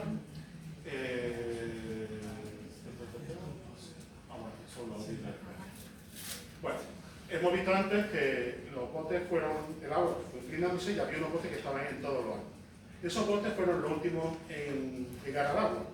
Y no es que los botes llegaran al agua, es que ya el barco se había hundido y el agua llegó hasta esos botes. Esos botes estaban intentando bajarlo y los oficiales que vieron, una primera vieron que aquello empezaba a flotar porque el agua estaba llegando a ellos y se montaron los botes y salieron con los botes sin flotando. Porque además, como era muy lento, y hasta ese momento era muy lento, no había olas, no había... Pero es verdad que había menos botes Sí, de lo que... Eso lo vamos a decir, eso lo hemos dicho, ¿no lo hemos dicho todavía? Bueno, sí, lo hemos dicho. había menos, o sea, había 20 botes, por lo menos había 1000 personas que se tenían que no, para que no habían sitio. Y se salvaron 700 ya. Cerca de 400 personas más se podrían haber salvado si se hubieran llenado todos los botes del primer momento. ¿Cuántos murieron? 1400. Ahora es que esto es por eso. Bueno, entonces al final, como aparece en la película, el barco se va inclinando, y en los últimos 5 minutos se apaga la luz, y se apaga la luz porque los oficiales de las calderas se habían mantenido en la caldera número 2, que era el que daba el vapor al sistema de generador de electricidad. Le habían dicho a los fogoneros, los encargados de que se fueran, que se pusieran a salvo, y los oficiales se quedaron en la caldera escuchando. El capitán se hundió como debe de ser. El capitán se hundió, sí, pero no está muy claro si como debe ser. Entonces todos esos oficiales que se quedaron en la caldera murieron. Eso es uno de los actos de heroísmo mayormente conscientes. Eso sí, ellos sí sabían que el barco se hundía. Y bueno, pues nosotros nos quedamos aquí, vamos a mantener la luz, porque sin luz el pánico Va a ser horrible. y la luz no se apagó hasta los 2 últimos minutos antes de hundirse el barco.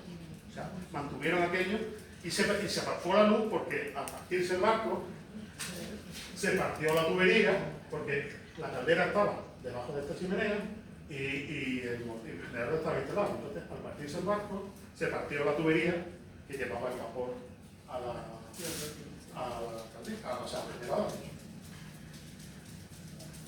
Como se fue hundiendo de proa, tal como aparece en la película, llega un momento en que se levanta la popa.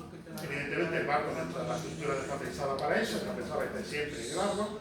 Se parte la proa, se hunde la popa y se parte, ¿no?, a la altura precisamente de la caldera 2,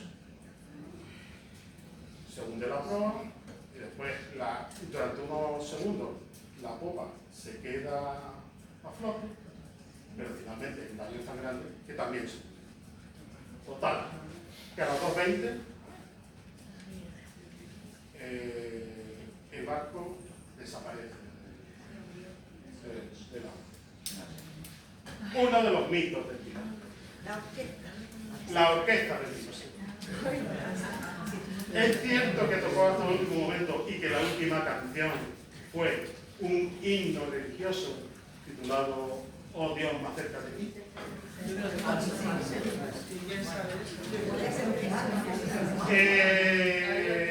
En la película sale que se ponen a tocar en la cubierta, ¿no?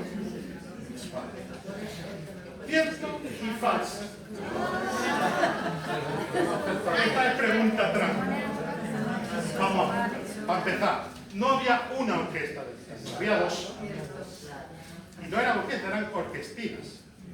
Una de 3 miembros y otra de 5 miembros. El que coordinaba las dos orquestinas tocaba en la de los 5. Y a veces se le veía tocando con los de los 3. O sea que podíamos intercambiar. No eran miembros de la tripulación. Es cierto que eran contratados por la compañía, pero viajaban en camarotes de segunda clase. Y se dedicaban pues a amenizar las comidas, las reuniones y a tocar en los servicios religiosos. Lo que se sabe, los testimonios que se han podido recoger, medianamente fiables, es que se les vio tocar, se les escuchó tocar. Y de hecho, en esos botes que hemos comentado antes que salieron flotando, ya de la parte de arriba, uno de los oficiales que salió de uno de esos botes escuchó música, escuchó que todavía en ese momento seguían tocando. Y lo que escuchó no lo identificó, pero él decía que era una música de tipo ligero, no era nada religioso, era de tipo ragtime, una cosa así. Entonces, hay otro testimonio anterior que los vieron tocando en uno de los salones, porque en realidad en las dos orquestinas uno de ellos tocaba el piano. Y mover el piano...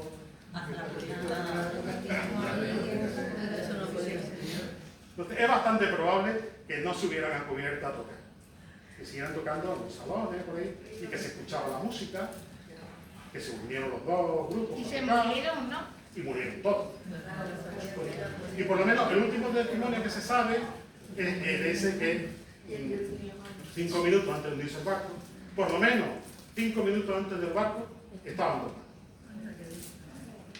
Si siguieron tocando hasta el final del todo o si tocaron otra cosa, nadie lo sabe, porque si alguien lo supo y lo vio, no pudo después dar. Entonces, en definitiva, había dos orquestas, no había solamente una. Se sabe que tocaron al menos hasta prácticamente el final, pero no se sabe con seguridad de que tocaran en cubierta. Lo que se sabe es que tocaron abajo en los salones, pero no estaban pianos. Bueno.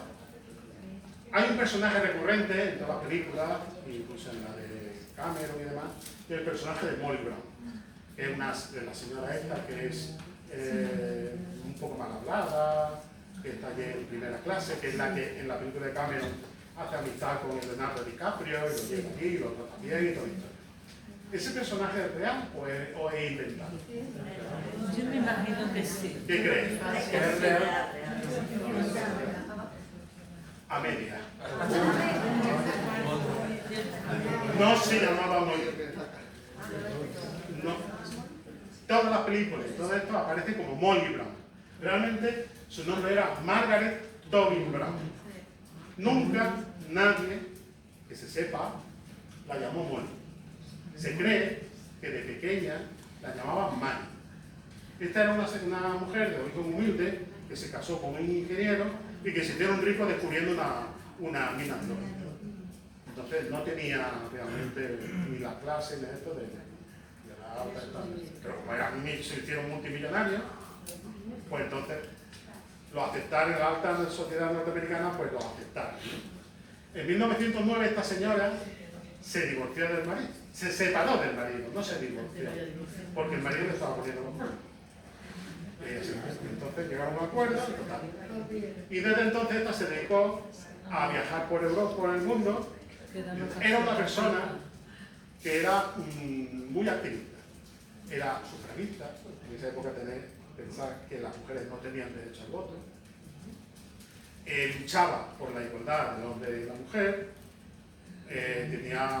hacía también labores de filantropía en favor de las clases con menos dinero, y de hecho cuando estalla la Primera Guerra Mundial se va a Francia, ella era norteamericana, se va a Francia a un hospital a cuidar enfermos y heridos. De hecho incluso el Estado francés le da la Legión de Honor. Entonces esta persona en la película es la actriz, ¿veis? La foto de ella y la actriz que lo hace en la película. ¿Veis que hasta se parece? Sí, sí. Hay un cierto... Casi todos los que han puesto ahí. El casting de la película de la de Cameron está muy bien hecho porque buscó a gente que se parecieran A los a los personajes de verdad, porque de todo existían fotos. O de casi todo. Pero la verdadera fama de esta señora viene de un musical, de Broadway, del año 62, no, 64, del 62, que se llamaba el musical La insumergible Molly Brown, que incluso se llevó al cine y aquí en España se estrenó como Molly Brown siempre a flote. Si buscáis esa película, la encontraréis, es musical. Sin embargo, lo de Molly fue porque el autor del musical vio que lo de Margaret era más complicado para cantarlo y prefirió llamarla Molly. Es que Molly es diminutivo de Margaret. Ya, pero nunca nadie la llamó así. Pero nunca la Entonces, el término Molly fue un invento del compositor, autor del musical de Broadway. Así que existió, pero no se llamaba Molly. Pero no has dicho qué pasó con la carta. Ah, que Vamos a empezar. pensaba que se te había olvidado. No. Vamos a ver. Todos conocemos la leyenda del Titanic, se exaltó mucho la valentía de mucha gente, pero también se condenó a gente. O sea, la opinión pública, los periódicos, también hicieron sangre de algunos de los personajes involucrados en la historia. No todo fue exaltar, todo fue poner, wow, qué héroe, incluso algunos, en fin. Y vamos a empezar por el primero de ellos. Bruce Ismay. Bruce Ismay, como habíamos comentado antes, era el dueño de la naviera de la White Star, que viajaba en Titanic, en primera clase, por supuesto. Entonces, cuando llegó el momento del hundimiento, él desde el primer momento empezó a ayudar y a colaborar en organizar el hundimiento, montando a la gente en los pasajes, no sé qué. En un momento se iba a arriar un bote que no iba lleno. Y entonces uno de los oficiales dijo, ¿dónde es usted? Y se soltó. Bien, eso no se lo perdonó. La sociedad victoriana de la época decía aquello que fue una de las órdenes que dio el capitán, los hombres y las mujeres primero.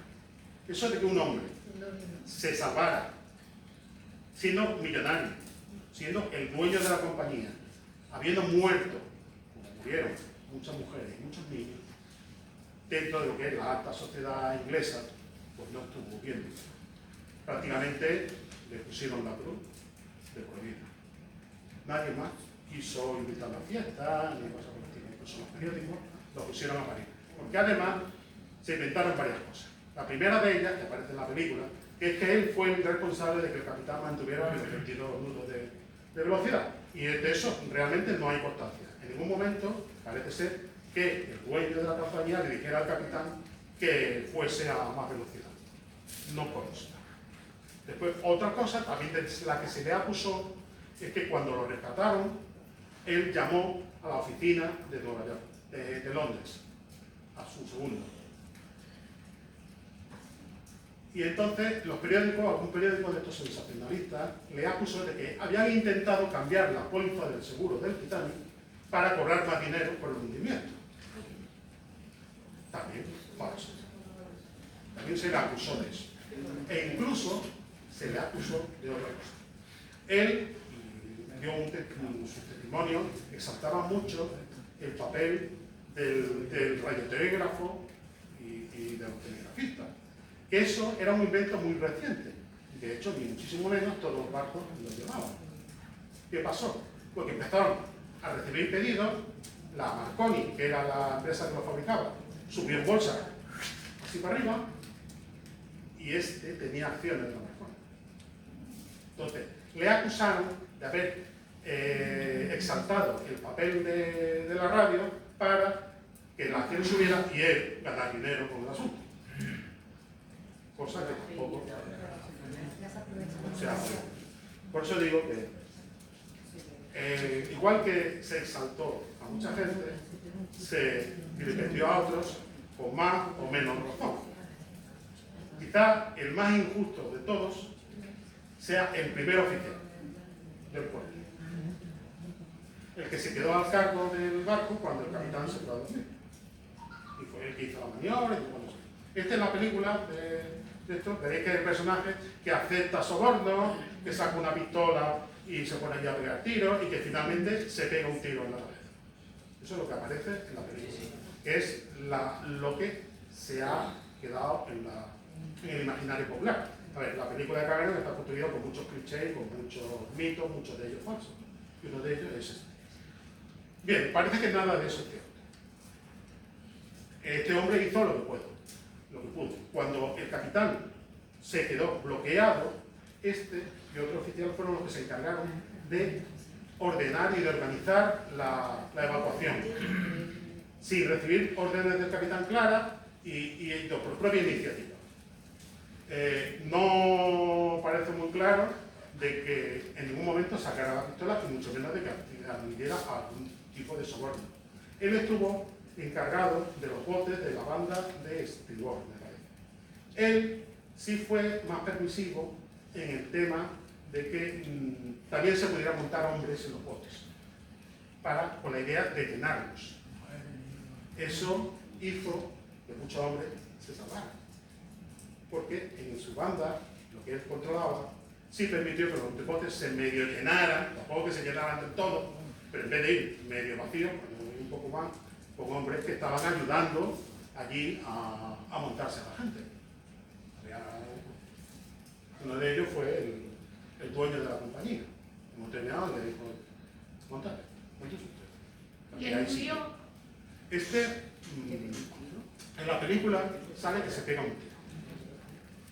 Nadie consta en ningún testimonio de que lo vieran ni sacar la pistola ni pegarse un tiro. Porque ya en esos últimos minutos, que es cuando ya el barco se está hundiendo, cuando ya el caos se ha disparado, cuando la gente ya está corriendo de un lado para otro, cuando aparecen de una primera cientos de personas de tercera clase, de lo que se habían olvidado, a los que nadie le había dicho que el barco se estaba hundiendo, cuando empezaron a ver que el agua entraba, ¿esto qué pasa?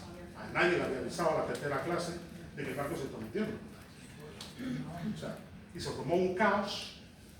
En ese momento todavía no se habían botado todos los botes. Entonces, hay tres teorías básicamente.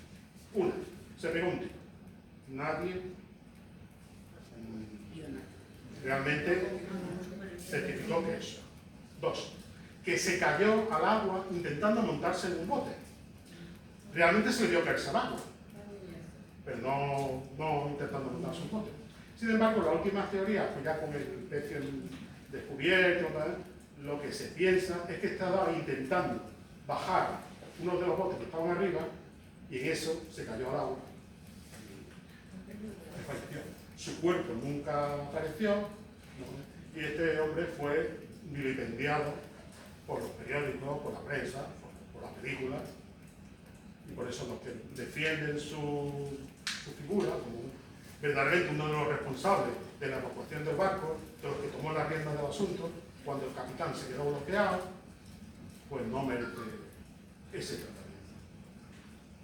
Y finalmente llegamos al capitán. Vamos a ver. Después del accidente hubieron dos investigaciones. Una investigación en Estados Unidos y una en Inglaterra.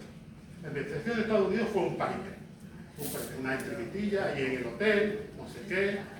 Más que nada porque un senador quería sacar rédito político del asunto. Entonces aquello fue un paripé. Pero la investigación norteamericana acusó directamente al capitán de ser el responsable del hundimiento, por mantener la velocidad por encima de lo recomendable. Sin embargo, la investigación británica lo consideró como un héroe.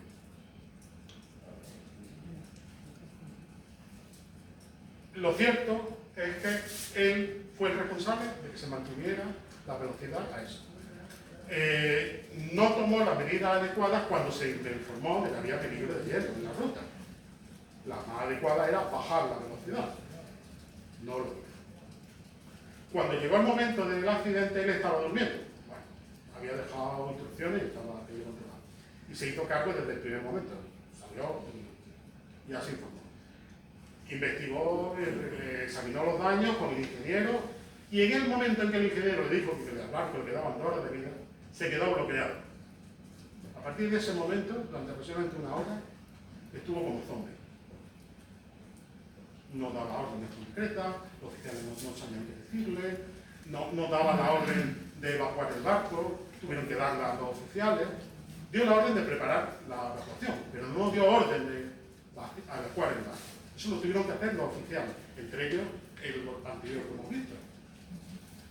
Después, ya a cabo de 1 hora por ahí aproximadamente, tenéis en cuenta que duró 2 horas el hundimiento, parece que ya reaccionó un poco. Ya empezó a dar una orden un poco más conexa, no sé qué. Se fue a donde estaban los telegrafistas y les dijo, mire, mirad, ya podéis ir porque esto... Y ellos habían estado manteniendo las señales de radio hasta ese momento. Cogió un micrófono, intentó organizar un poco con el micrófono la evacuación, y los últimos minutos, lo último que se sabe con certeza de él, es que con el micrófono le dijo, bien chicos, procurad lo mejor para mujeres y niños y sálvese quien pueda. Esa fue la última frase que se conoce del capitán. De la tiene perfecta. Sobre lo que pasó a partir de, y eso ya es 5 minutos antes del hundimiento, lo que pasó a partir de ahí es un poco confuso. Hay gente que dice que lo vio dirigirse a la cabina y coger el timón. Lo cierto es que en ese momento la cabina ya estaba abandonada. O sea que difícilmente podría haber ido hasta la cabina. Hay gente que lo dice que se murió intentando montarse en uno de los botes que salieron flotando, de los últimos botes, y que se ahogó en el tema. No hay certeza. Lo que está claro que sí se sabe es que nunca apareció el cuerpo. No se sabe. Aún así, en Inglaterra, la descripción para los ingleses, el capitán de Titanic es un héroe. Y es una cuestión que habría también que repensar. Por eso digo, héroes y villanos.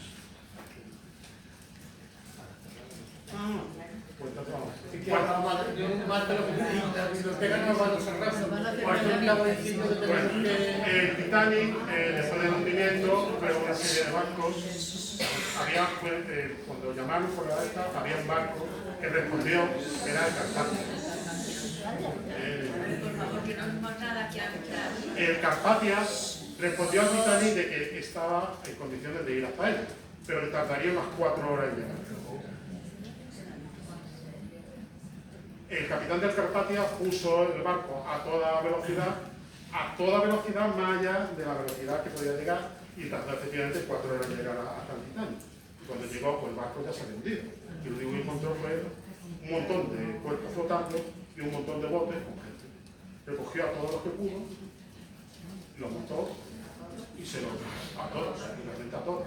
Los supervivientes se los llevó de vuelta a Nueva York.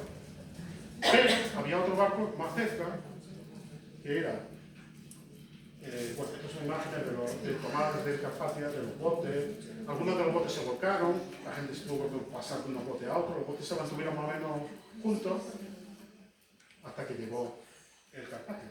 Sin embargo, había otro barco más cercano, que era el SS California, que estaba a unos 20 millas del barco. De hecho, desde California veían el Titanic. Lo que pasa es que el telegrafista del California se había ido a dormir. En esa época no tenían por qué estar las 24 horas. Se fue así. El capitán vieron allí las luces del otro barco, aquí parados. Bueno, pues, este se había parado también por el hielo. Y bueno, pues estaban parados igual que nosotros por el hielo. Vio que era un cohete. En aquella época, lo de los cohetes no se había dejado muy claro qué significaba. Y por lo tanto, teniendo fiesta. De todas maneras, el capitán le dijo, cuando se retiró también, le dijo al oficial de guardia, quedaros atentos al barco ese a ver qué es lo que pasa. Ya a la mañana siguiente, cuando se levantó el capitán y demás, vieron que el barco no estaba. Y vieron otro barco que se acercaba a toda pastilla tirando cohetes, que era el Carpathia. Y entonces, en ese momento, despiertan al telegrafista, coge la radio y el Carpathia le dice lo que había pasado. Y ahí es cuando van hacia donde la zona, pero ya llegaron cuando nosotros ya habíamos recogido todo. ¿Qué es lo que exactamente pasó? ¿Por qué no? Si hubiera respondido en su momento, posiblemente la historia habría sido distinta. Después de que cogieran a los supervivientes, la compañía fue un par de barcos para recoger a los muertos del agua. Fue una tarea muy desagradable, muchos estaban en descomposición. Total, que se rescataron una serie de cadáveres del mar, se los llevaron al puerto de Halifax, a Canadá, y a los que las familias se identificaron todos los que se pudieron, y a los que las familias no se reclamaron los cuerpos, pues porque eran de tercera vez, se les enterró y siguen enterrados ahí en el cementerio de Halifax. Pero no se recuperaron todos los cuerpos, ¿no? No, 300 cuerpos de los 1400. Nada más se recuperaron 300. Sí. Seguramente el barco al hundirse succionó y se llevó al fondo a todos los demás. Evidentemente, la prensa mundial se hizo rápidamente eco, periódicos pues, de Inglaterra, de Hawái, de España, de todo el mundo se hicieron eco de la tragedia del Titanic desde prácticamente el día siguiente, desde que se tuvo noticia del asunto. Y desde ahí empieza todo lo que es la leyenda del Titanic. Esto fue noticia durante meses. Primera página en todos los periódicos de todo el mundo. Las investigaciones, los testimonios. Algo sin igual, algo que nunca se había visto antes. Nunca un tema había despertado tanto interés a nivel global, a nivel mundial. A raíz de 1900 el Titanic y de la investigación, pues se tomaron una serie de medidas. Se creó una organización, el Society of Life at Sea, que se encargó de crear normas internacionales para los barcos. Aumentar el número de botes salvavidas, que se hicieran obligatoriamente simulacros con la tripulación. Yo recuerdo cuando vi el barco que hicimos un simulacro con el chaleco. Que se dieran unas normas de comportamiento en el tema de los naufragios, como había que mandar los avisos, y se obligó que todos los barcos llevaran radio y que la radio estuviera atendida a las 24 horas del día. A raíz de aquello. ¿Es el Titanic el mayor desastre de la historia? Pues no. De hecho, en este ranking luctuoso, el número 22. Cierto es que la mayor parte de los accidentes, los muertos, son en tiempo de guerra. El mayor de ellos sería el Wilhelm Gustloff. Que ha sido guerra, no accidente. Un barco que estaba evacuando a gente, a civiles, desde Prusia Oriental hacia Alemania frente al avance soviético. Iba con 9.000 y pico personas dentro, que, bueno, se supone, porque realmente se lo puede contar. Y metieron gente, el mayor hundimiento, con más víctimas, fue en la Segunda Guerra Mundial. Un barco alemán, el Wilhelm Gustloff. Mientras que en el Titanic hubieron 1.400 muertos, y en ese barco hubieron 9.300. Pero es en tiempo de guerra. Podemos creer que, bueno, que en tiempo de guerra. Pero en tiempo de paz y no hace tanto tiempo, En el 87. aparece... ¿dónde está? En el año 87, ¿no? En el 82.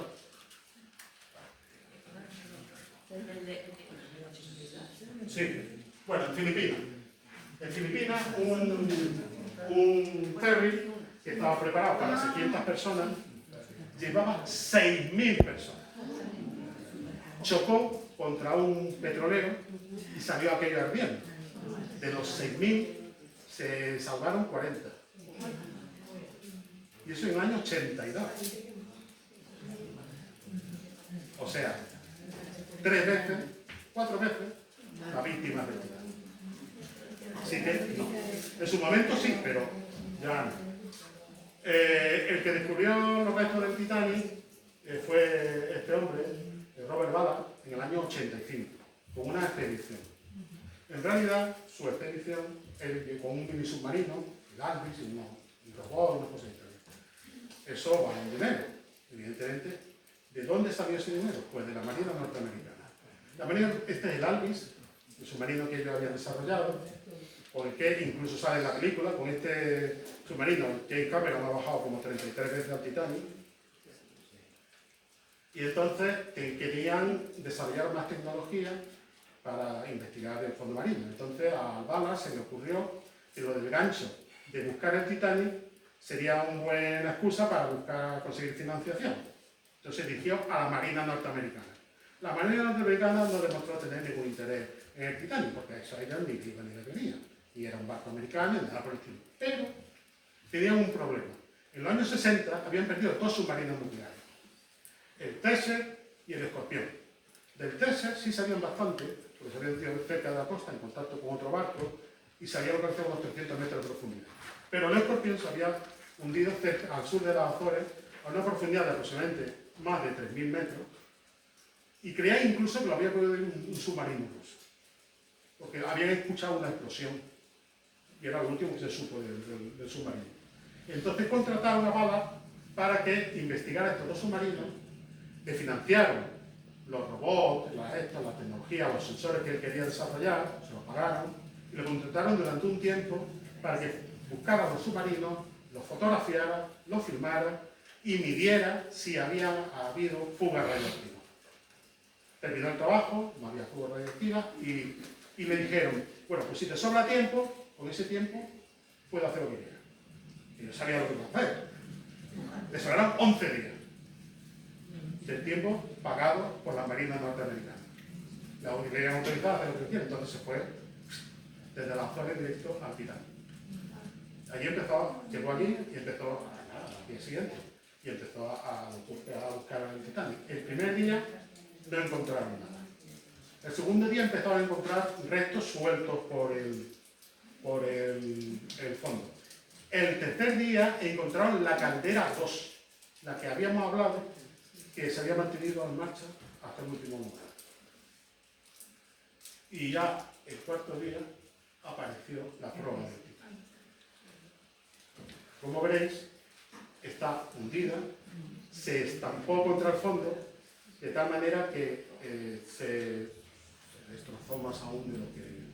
Y al día siguiente, 100 metros retirados y girados, encontraron la proa, que todavía estaba más dañada que la proa.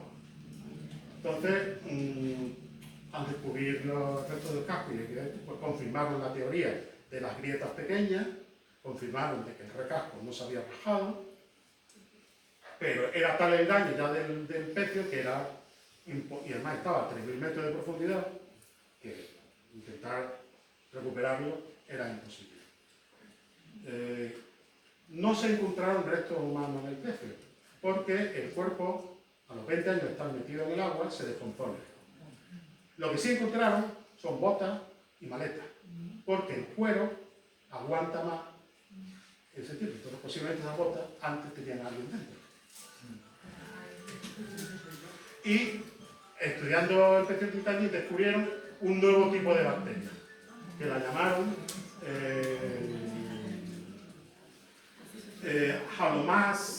Halomonas titanicae. Es un nuevo tipo de bacteria que se descubrió en el Titanic. y se descubrió que se está comiendo el Titanic. Fijaros la foto de arriba, que es donde la imagen esa de la proa, de 2010, y fijaros cómo ha desaparecido ya buena parte de la barandilla en el 2024. Se lo está comiendo esa bacteria. Literalmente se está comiendo el Titanic. Esto de aquí, todo esto que cuelga, parece ser los restos de los excrementos digamos, de la bacteria. Se calcula que en 20 años habrá desaparecido el pez del Titanic. Entonces la gente se está dando prisa en bajar al Titanic. La película, ya hablamos todos, no vamos a hablar mucho de ella, fue un gran éxito y lanzó. Pero esto tiene una escena postcrédito. Si le faltaba poca historia y poca tragedia al Titanic, tenemos la del sumergible Titanic. Esto fue una empresa, un tío, que esto lo construyó más o menos en su taller, en su casa, construido en fibra de vidrio, se manejaba con un joystick de un videojuego y esto no cumplía la más mínima norma de seguridad posible. Y nada, pues realizó varias inversiones durante el año 21 y 22 y en el 23, al bajar, la primera vez que bajó, implosionó. Implosión es que la presión aprieta como una lata y mató a los 5 kilos. Eso es reciente. Y esto, por decirlo suavemente, un amigo mío dice cosas peores, no cumplía los más mínimos normas de seguridad. Y este es el último capítulo del Titanic por ahora.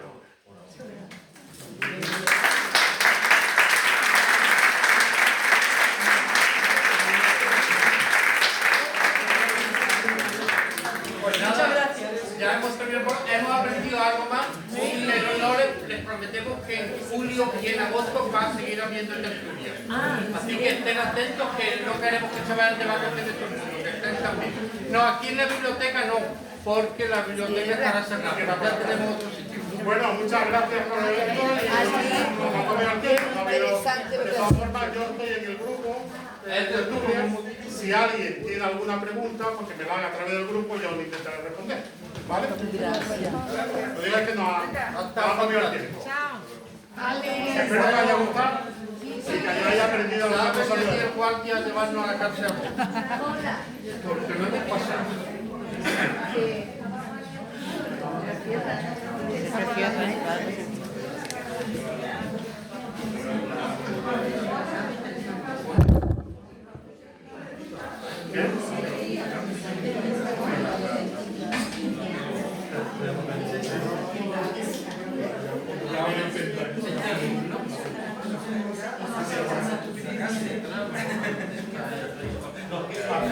Enhorabuena, Rafael.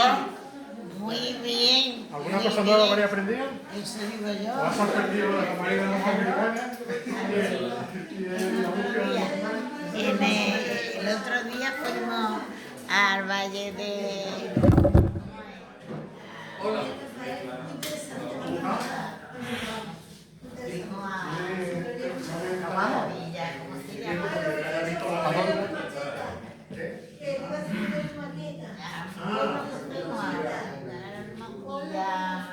No sé qué, no me acuerdo. Y allí estuvimos viendo toda la historia de Galvez. Ah, en Macharabiaya. Eso. En Macharabiaya, donde Eso. estuvo usted. Y Estarían allí en el Museo de Galvez, Sí, que lo estuvimos. recibió el alcalde muy bien. Sí, sí, Es que sí, el sí. alcalde es muy apañado. Sí, sí. Trabajó mi madre. Bueno, pues venga. En el monumento del Titanic es impresionante. Claro, Eso, ya ves eso tú. yo lo sé, que tú eres una inglesa. Como, Estuve allí y además me pegó un lote de andar. Paco se quedó en mitad del puerto, pero yo fui a Estados